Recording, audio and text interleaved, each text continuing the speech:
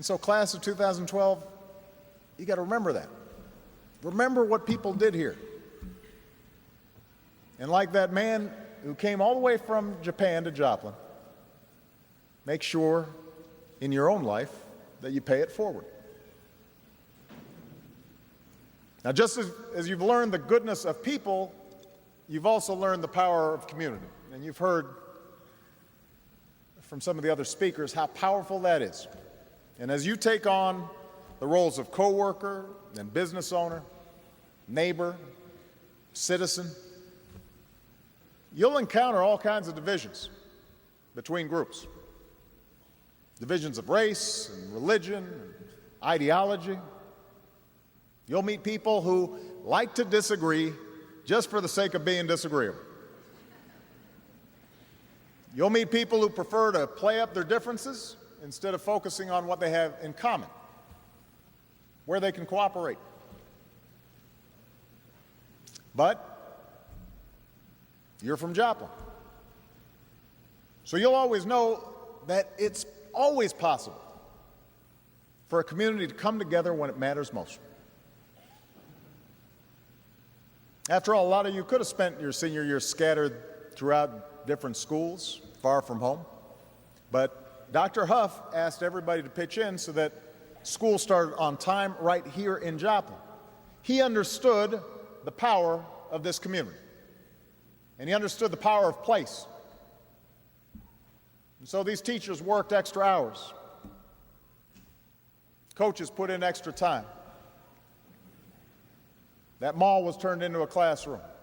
The food court became a cafeteria, which maybe some of you thought was an improvement.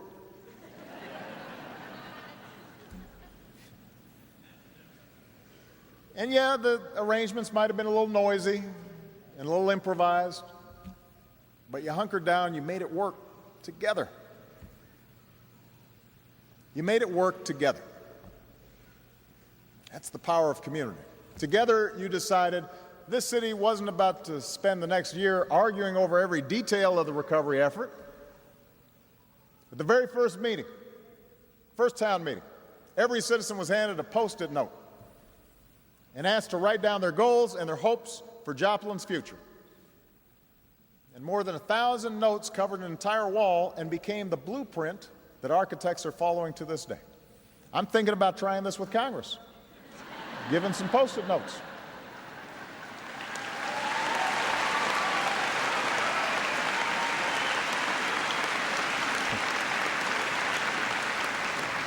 Together, the businesses that were destroyed in the tornado decided they weren't about to walk away from the community that had made their success possible.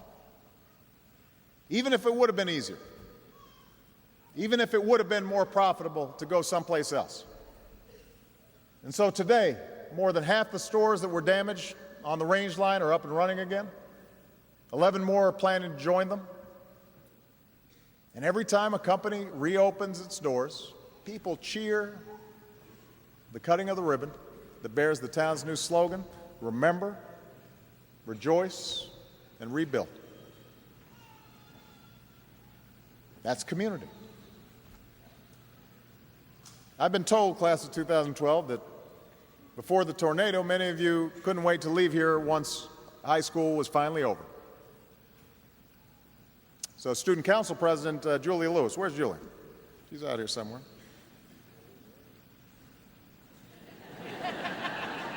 She's too embarrassed to raise her hand. I'm quoting you, Julie. She said, "We never thought Joplin was anything special." Now, that's typical of teenagers. They don't think their parents are all that special either. But seeing how we responded to something that tore our community apart has brought us together. Everyone has a lot more pride in our town. So it's no surprise then that many of you have decided to stick around. Go to Missouri Southern, go to colleges or community colleges that aren't too far away from home. That's the power of community. That's the power of shared effort and shared memory. Some of life's strongest bonds are the ones we forge when everything around us seems broken. And even though I expect that some of you will ultimately end up leaving Joplin, I'm pretty confident that Joplin will never leave you.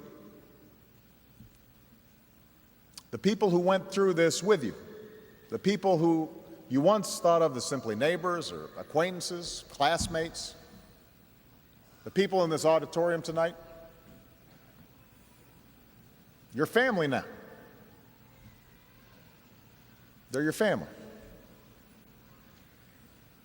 And so my deepest hope for all of you is that as you begin this new chapter in your life, you'll bring that spirit of Joplin to every place you travel, to everything you do.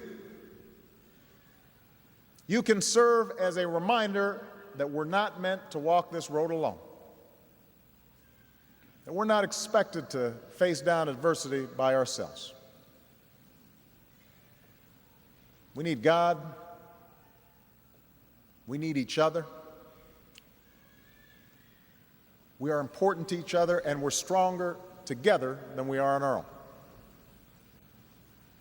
And that's the spirit that has allowed all of you to rebuild this city.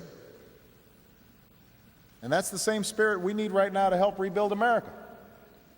And you, class of 2012, you're going to help lead this effort.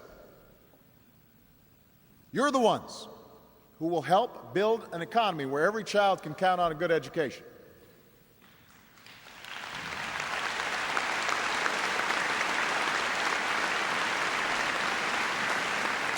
You're the one that's going to make sure this country is a place where everybody who's willing to put in the effort can find a job that supports a family.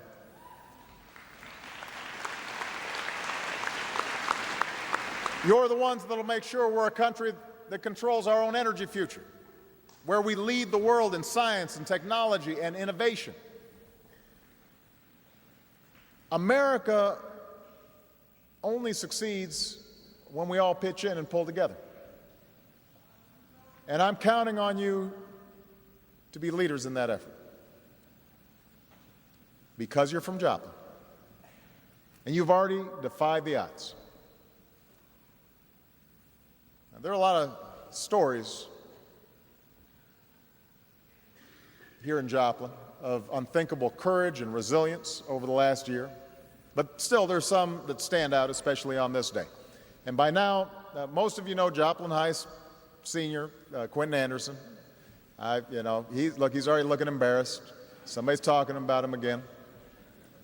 But Quentin, I'm going to talk about you anyway. Because in a lot of ways, Quentin's journey has been Joplin's journey. When the tornado struck, Quentin was thrown across the street from his house. The young man who found Quentin couldn't imagine that Quentin would survive his injuries. Quentin woke up in a hospital bed 3 days later. And it was then that his sister Grace told him that both their parents had been lost in the storm.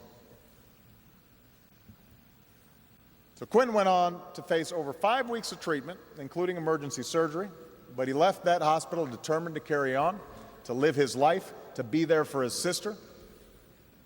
And over the past year, he's been a football captain who cheered from the sidelines when he couldn't play. He worked that much harder so he could be ready for baseball in the spring. He won a national scholarship as a finalist for the High School Football Rudy Awards. He plans to study molecular biology at Harding University this fall.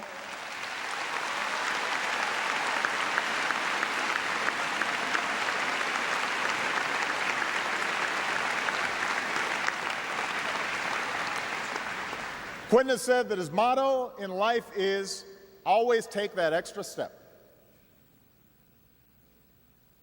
And today, after a long and improbable journey for Quentin and for Joplin and for the entire class of 2012, that extra step is about to take you towards whatever future you hope for and whatever dreams you hold in your hearts.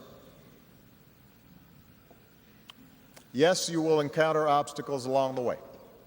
I guarantee you, you will face setbacks and you will face disappointments. But you're from Joplin. and you're from America. And no matter how tough times get, you'll always be tougher. And no matter what life throws at you, you will be ready. You will not be defined by the difficulties you face, but by how you respond, with grace and strength and a commitment to others. Langston Hughes, poet, civil rights activist who knew some tough times, he was born here in Joplin. In a poem called Youth, he wrote, "We have tomorrow bright before us like a flame. Yesterday, a night gone thing, a sundown name, and dawn today. Broad arc above the road we came, we march." To the people of Joplin in the class of 2012, the road has been hard and the day has been long, but we have tomorrow, so we march. We march together, and you're leading the way because you're from Joplin. Congratulations. May God bless you. May God bless the class of 2012. May God bless the United States of America.